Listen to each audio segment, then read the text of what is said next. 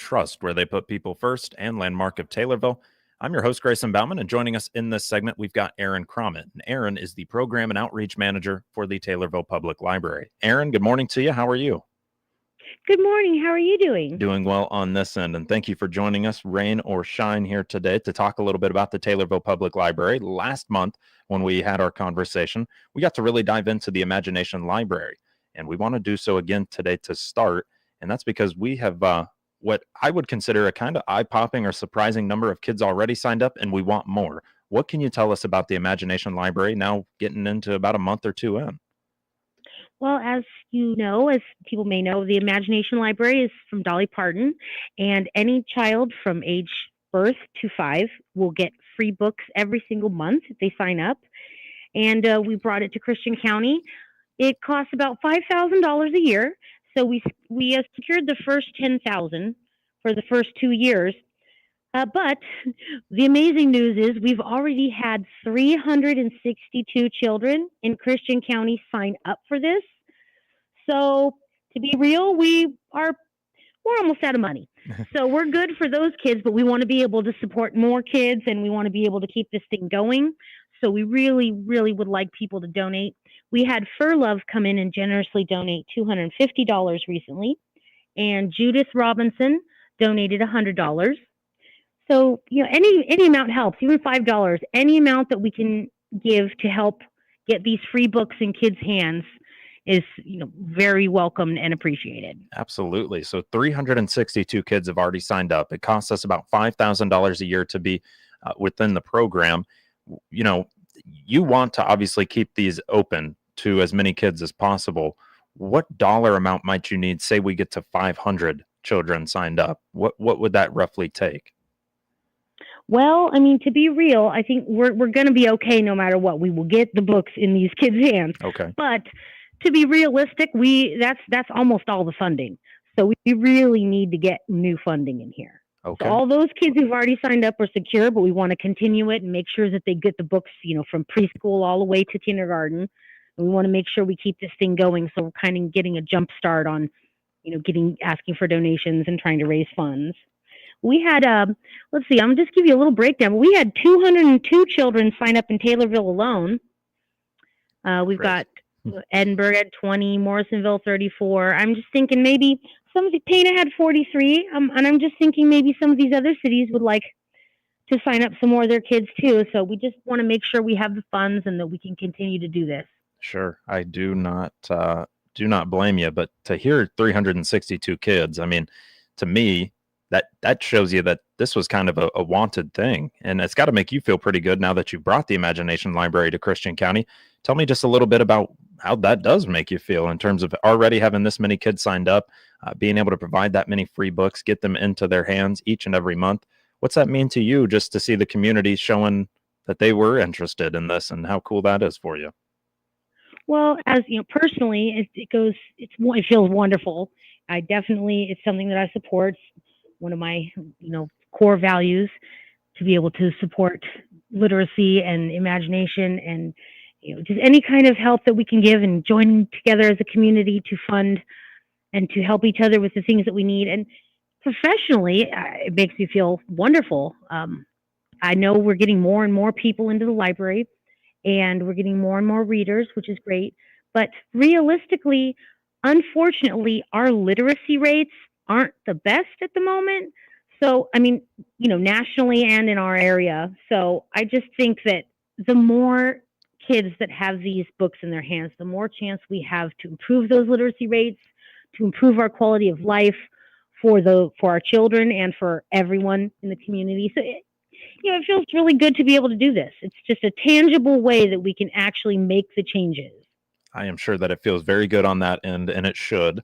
But the one question I have for you real quick as well, you mentioned, of course, we need some donations and we need some support to continue on in our endeavors. How is the best way of doing so? It doesn't matter the dollar amount, but what's the best way of actually providing a donation towards the Imagination Library? Well, you can come into the library. You can call us. You can send us a check. Anything you could also do. We are partnering up with the United Way in Decatur. They're the people who helped us bring it here. They match funds, so you can donate straight to them, or you can. We have some slips here at the lobby in here at the library, so you can fill that out and do it that way, or you can just bring in a check or cash. Any amount helps. Any amount $1, helps. $5, any amount helps. We need 5,000 a year. That's our goal, but any amount helps so we can reach that goal. And Sure. any amount is very appreciated. Sure. So easy to donate, easy enough in terms of what dollar amount you can give. And so, that just makes it an easy process all around. Anything else, Aaron, when it comes to the Imagination Library that you'd like to highlight or just touch on here today before we move to some of those other things you've got going on? I just really would like people to donate, or if they can, ask other people they may know who may have funds to donate. It's obviously a tax write-off, so that's good. And I'm thinking we might have some kind of, I'm not sure yet, but we'll have details soon. In December, we will have some kind of programs where you can come in and make some custom-made tumblers or bags or things like that. And there might be a small charge for that to pay for the products. And I'm thinking that maybe those would be a donation for the Imagination Library. Okay. So just look out for something like that. Okay. I'm sure you will have plenty on the horizon. Let's talk about some of those things. But before we do so, you had a very loaded slate for the month of October. A lot of Halloween fun, a lot of things that you threw the way of the community. Tell me a little bit about October and some of those things that maybe were new that you started, and some of those special events that you've had the last month before we talk next month. Oh, yeah. Well, we had a great little Halloween party here at the library. We had a lot of people, and we had a great turnout. And then we had, with the Christian County Prevention Coalition, we had a family event called Fall into Recovery. That was last Saturday. It was amazing. I think between 80 and 100 people came in and out. Wow. So it was wonderful. We gave them, I did face painting. We gave away free books. We had, there was some other agencies here. All the different agencies of the Prevention Coalition were there to give information and to help. And there was the Wellness on Wheels van was outside offering things. And Pastor Dennis from Davis Memorial Church was outside with the horse. And we had games. It was wonderful. So look out for that. We will be improving. We'll be having more events like that here. I've started a new class. It's art therapy, and it's only been 2 months so far, but we've had some steady people coming in. So we've got another one coming up in November, and a regular paint night, things like that. It was just a really, really full month. We had Chili Fest. Like I said, we've almost given away 200 books of this. It's a really cute story called Beast Feast. We have some more of those to give away. We ordered 200 and they're almost gone. So that's a good thing. That is a great thing. So a lot of busy when it comes to the month of October, but this is exactly what you're looking for. I mean, this is exactly what you're hoping to do. Oh, it's great. The numbers are wonderful. We've really started to pay really close attention to all of our numbers, for everyone who comes in, everyone for the computers, everyone in the programs, everything. We also had the library crawl. It's still going on until the 31st. I think I told you a little bit about that last time. Mm-hmm. And we've had several visitors for that as well. So the numbers just keep, getting bigger. I love to hear that for you. So when it comes to that library crawl, that was, pop into Stonington, maybe get a stamp, and then come to Taylorville, maybe get the same stamp or a different stamp, but you're just kind of making your stops. The library crawl was a success then, by the sounds of things? Oh, it was wonderful. And if you're a patron from our library, and you get, for every 5 stamps you get at other libraries, you get a chance to win this great gift basket that we've made. So a lot of people have been coming in. Good. For that. Well, you still got a couple days. You still have 3 days for that if anyone's interested. Yeah, ending on October 31st, drawing probably coming up at the beginning of November there for said gift basket. But yeah, glad to hear that the library crawl went as well. It had slipped me there until you mentioned it, and I was like, oh yeah, Aaron did talk about that actually. Yeah. So it's really cool. They give away gift bags. They give away little, at one of the libraries, they gave away a coupon for free Dell's popcorn. So there are only a couple days left, but it's even if you love libraries and you want to go see libraries, cool. But if you want some free little goodie bags and stuff too, it's definitely worth your while. Okay. So that is a look at some of the things coming up, or some of the things that were had in October, and some that are still rounding out, like the library crawl. We'll come back with Aaron Cromit, Program and Outreach Manager at the Taylorville Public Library, and we'll talk the month of November, some of those newer events that are coming up, some special events, regular programming, and more. You're listening to WTIM, your information station.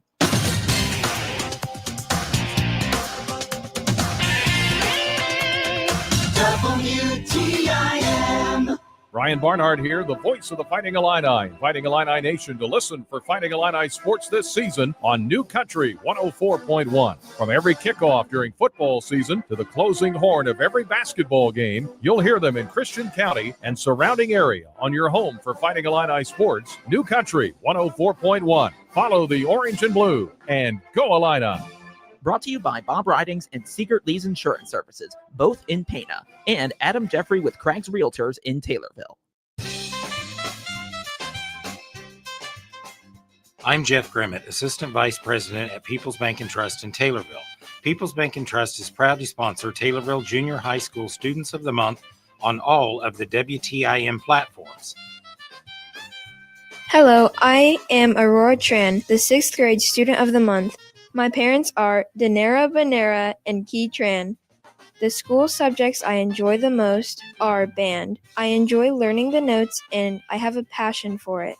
After high school, I would like to be a baker because I love baking a lot and just find it fun.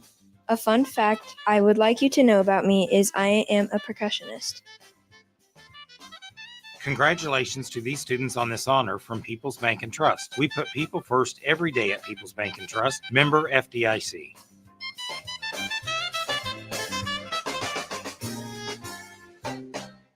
Finding the right employees can be a real challenge these days, whether you're hiring full-time or part-time. That's where the regional radio stations come in. We're here to help you connect with the qualified candidates you need. Check out IllinoisJobPost.com. That's IllinoisJobPost.com. It's part of our comprehensive radio and internet employment campaign designed to get your job openings noticed. For details, just reach out to your account manager. Put the power of radio and the internet to work for you at IllinoisJobPost.com. I'm Senior Account Manager Teresa Nelson with Regional Radio, here to share some just-released news. Edison Research reveals that 35% of daily audio time is spent with AM/FM radio, both in-car and at home. At home, 22% of radio listening is streamed, and at work, 16%. Smart speakers have become a key player with AM/FM streaming, leading ad-supported listening in 2024. Radio continues to deliver local content every day. We help local businesses boost their bottom line. Let us do the same for you. Brenda Elder here, the Executive Director of the Shelby County Economic Development Corporation. From growing your business to attracting new investment, we're here to help. Find out more by clicking our icon at TaylorvilleDailyNews.com. If you're tired of worrying about home maintenance and stairs at Hickory Point Garden Homes in Forsyth, you don't have to. Enjoy independent living duplexes that are half the cost of traditional independent living options. Find out more by clicking their icon at TaylorvilleDailyNews.com.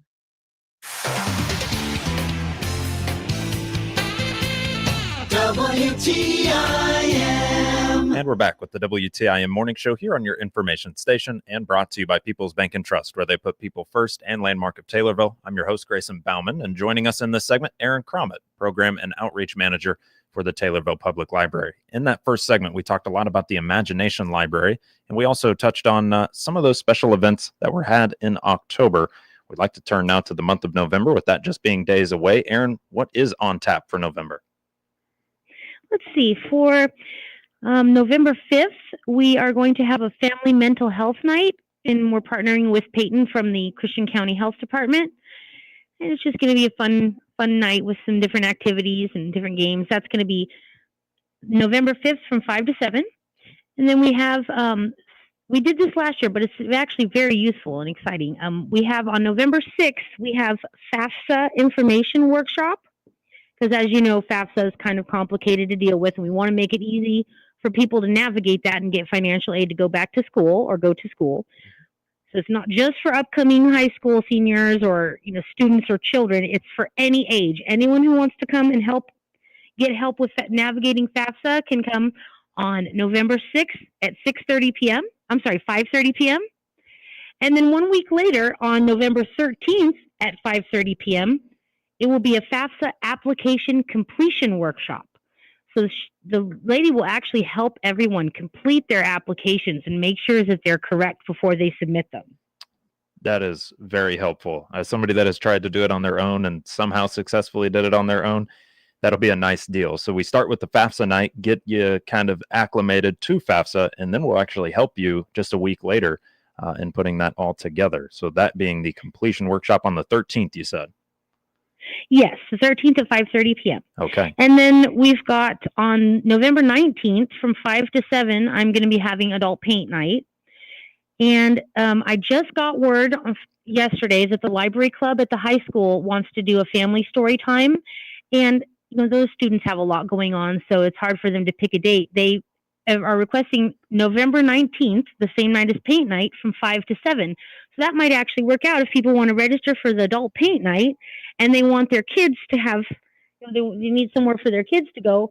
All the high school students in the library club, they're wonderful with kids. They did a story time last year. It was great. They have a little craft, a little snack.